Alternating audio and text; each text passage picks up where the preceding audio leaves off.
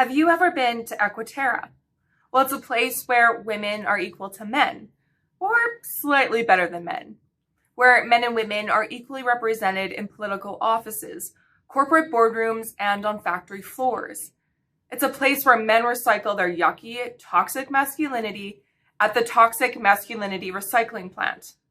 And on the renowned Equal Representation Avenue, pregnant lesbian couples can walk to the abortion facility with ease.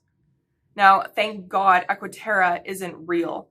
This place is actually the creation of UN Women, a United Nations organization which claims to be dedicated to gender equality and the empowerment of women. Recently, UN Women shared their version of what utopia would look like, and they named it Equiterra.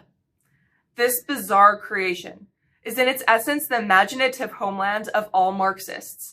The entirety of Equiterra is a variant of socialism, with everyone participating equally in perfect harmony, which, if we're honest with ourselves, is the farthest thing from human nature. Equiterra apparently goes against all stereotypes, writing that teachers in Equiterra encourage all of their students to choose STEM fields. But why push students towards STEM? Is a world comprising only of scientists, technologists, engineers, and mathematicians better than a world where people choose to work in the trades, be stay-at-home mothers, or work in restaurants? Nothing has been as clear of whom is really essential as during the pandemic.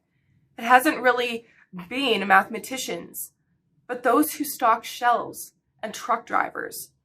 Yet the weight of critical decision-making is left up to experts, who are permitted to change their minds and do so frequently, thus changing the direction of industries with very little consideration for the people within them. Equiterra demands equal pay for women.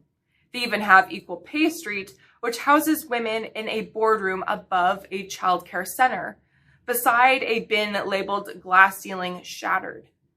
Thing is that because there are only two sexes, which command different incomes, the pay gap, so many say is a byproduct of unjust discrimination, is really a result of men and women making different lifestyle and career choices.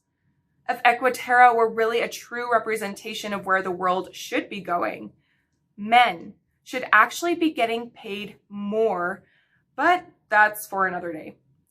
UN Women states that in Equiterra, diversity is celebrated, not feared, and a culture of acceptance dominates the hearts and minds. A contradictory statement, seeing as Equiterra does not present the distinct, scientifically proven, naturally occurring diversity between the two sexes, between belief systems, and in the real world, there will never be a one-culture-fits-all solution as globalists would like there to be. Based upon the totality of what UN Women's Equiterra presents, it also would have to have a huge budget for deportations of those who would not comply with their Marxist-driven country.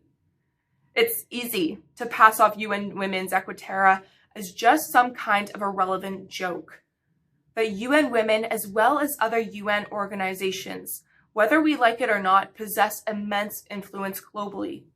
So much so that they even affect your children in their classrooms, where the ideals of Equiterra are promoted.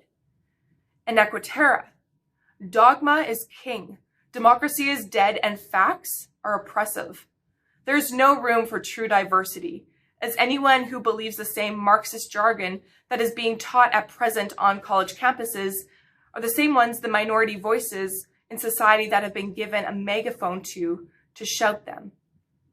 The elevation of Equiterra as the ideal for the world is a denial of how God created the world, with deliberate form and order. For True North, I'm Mattea Merta.